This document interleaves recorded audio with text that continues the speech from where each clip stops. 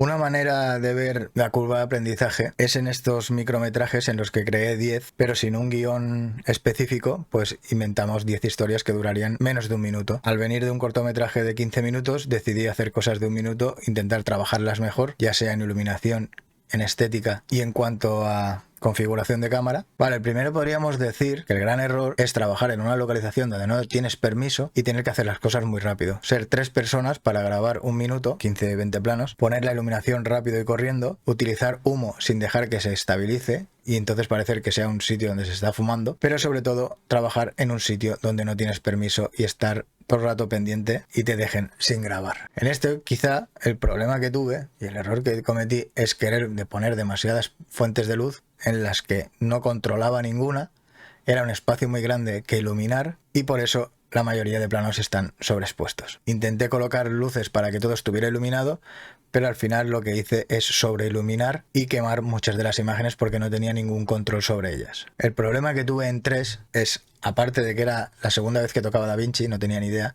y creé este color sepia. Como podéis ver en esta imagen que se acaba de ver, el hecho de no trabajar con filtros ND me hizo pensar en que la brillante idea sería obturar saltándome la regla de 180 grados y que se vea revolucionado y a la vez cómico. Aquí creo que ya empecé a grabar con Sony, los otros estaban grabados con Canon 6D y bueno, aquí podríamos decir que intentando iluminar cosas no tenía ningún control sobre la iluminación y en un espacio grande y con tantos brillos y tantos puntos de luz no poder regularlos, quedó como todo muy sobreiluminado. En este volví a fallar básicamente con lo mismo. Quise rellenar mucho un espacio, una habitación de muchas luces y lo único que hice es sobreiluminar las cosas, rellenarlas de mucha luz, de muchos colores y poner luces y colores en varios puntos para que dieran brillos, pero consiguiendo al final un popurrí de cosas sin sentido.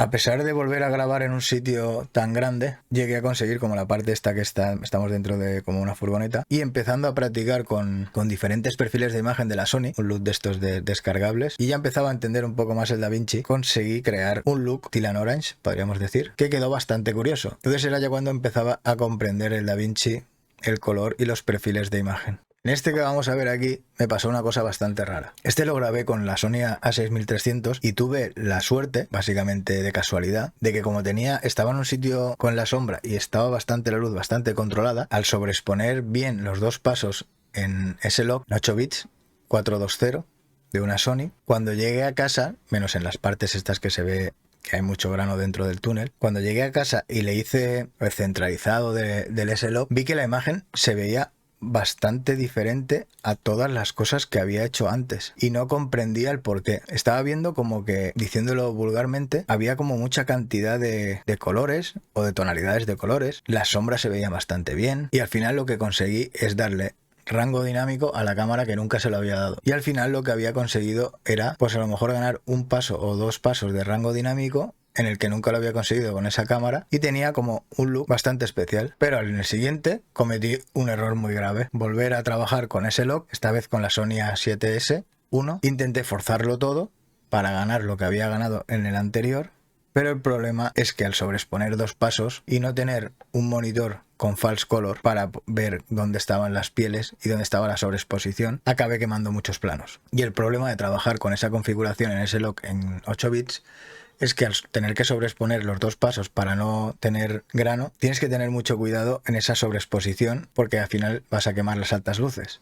Y tienes que entrar en una contraposición de hasta dónde sobreexpongo y que no hayan muchas luces que me quemen esas altas luces, pero en cambio que no subexponga para que salga grano. Y eso, para hacerlo, lo mejor es tener un false color, un monitor con false color. Entonces hay muchas imágenes que están quemadas. El color no me disgusta del todo porque era ya cuando volví a empezar a trabajar con DaVinci. Le creé un medio look, pero las imágenes quemadas no las puedes recuperar. El 9, a pesar de estar grabado antes que...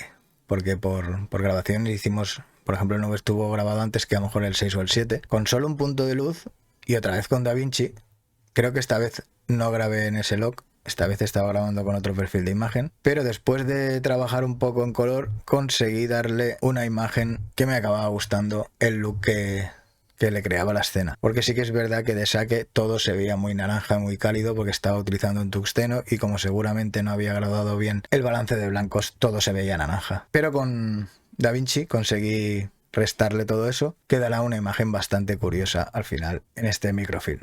Vale, y para acabar el 10, al final, aprendiendo de errores, el último que grabamos, esta vez sí, pude controlar un poco más la iluminación que me daba toda la sala, no sobreiluminar las cosas, poner los puntos de luz que de verdad hacían falta y centrarme más en los planos cortos que quedarán bien iluminados. Durante 12 meses grabé 10 microfilms y podéis ver la curva de aprendizaje que tuve en ese momento.